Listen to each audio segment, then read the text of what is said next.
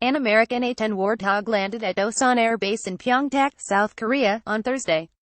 Yonhap via Associated Press. Washington, North Korea's threat on Thursday to test-fire ballistic missiles soon near the American territory of Guam deepened the challenge confronting the Trump administration: how to defang Pyongyang's missile programs without risking all-out war. President Trump has made clear that his goal is to deny North Korea the capability to field a long-range nuclear-tipped missile that could strike the United States.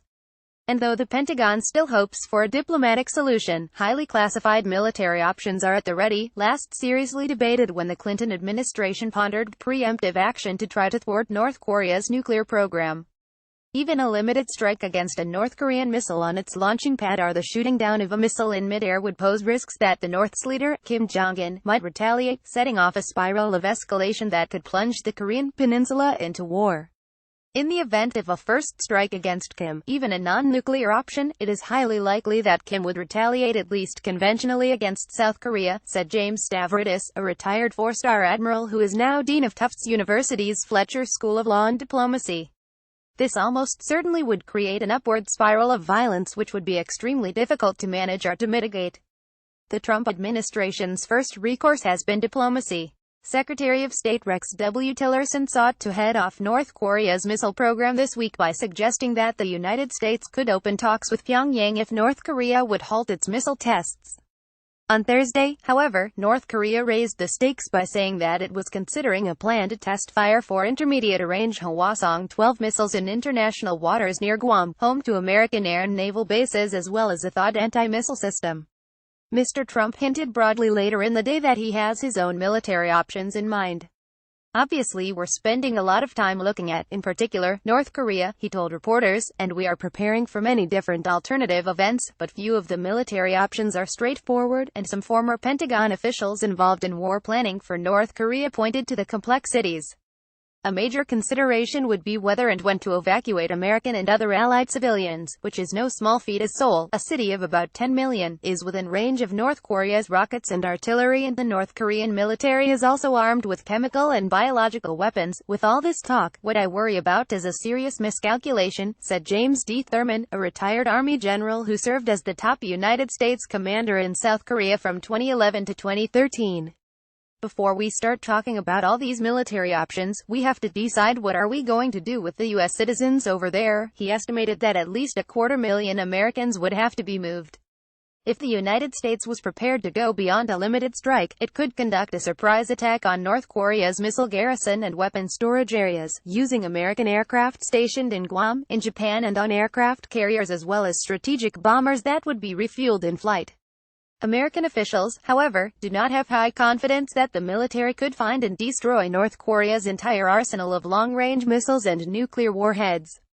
It would be up to American missile defenses to knock out any that survived and that North Korea might use to attack the United States or its allies. North Korea could also use its artillery, rockets, and special operations forces to attack South Korea. To better defend against the threat, the United States could deploy more of its own artillery, counter-battery and reconnaissance aircraft to South Korea and send more air and naval forces to the region. But that would forfeit any element of surprise. I can't underscore enough how unappealing all the military options are, said Christine Wormuth, the Pentagon's top policy official at the end of the Obama administration. This would end well. The U.S. would win, but it would be ugly. Diplomatic efforts are also deeply complicated.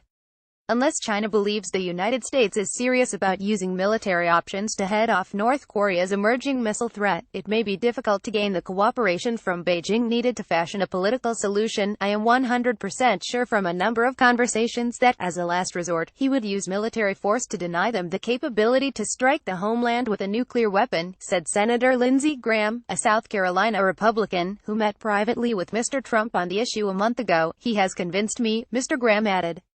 Now it is up to him to convince the Chinese and North Koreans. To prevent nuclear attacks from elsewhere, namely Russia's and China, the United States has relied on its potent nuclear arsenal. Some experts say the approach could also work with North Korea, a least bad option, said Jeffrey A. Batter of the Brookings Institution. But Mr. Trump has indicated that he does not want to rely on deterrence for a country he sees as bellicose and unpredictable. Discouraging the enemy from massive escalation has worked even in the midst of war.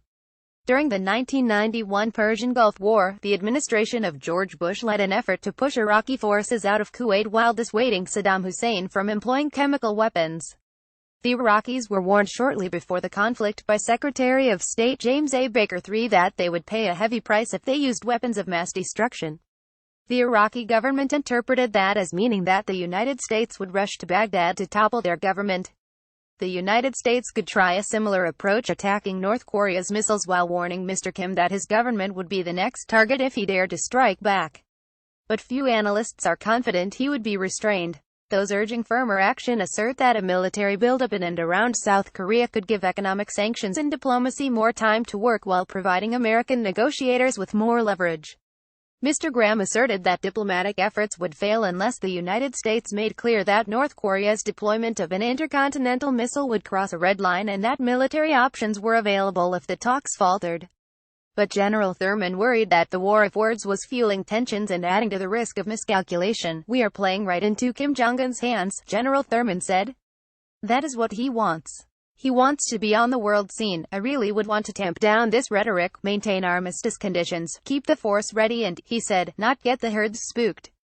A version of this news analysis appears in print on August 11, 2017, on page A1 of the New York edition with the headline "Wrestling with North Korea, Trump finds perilous options."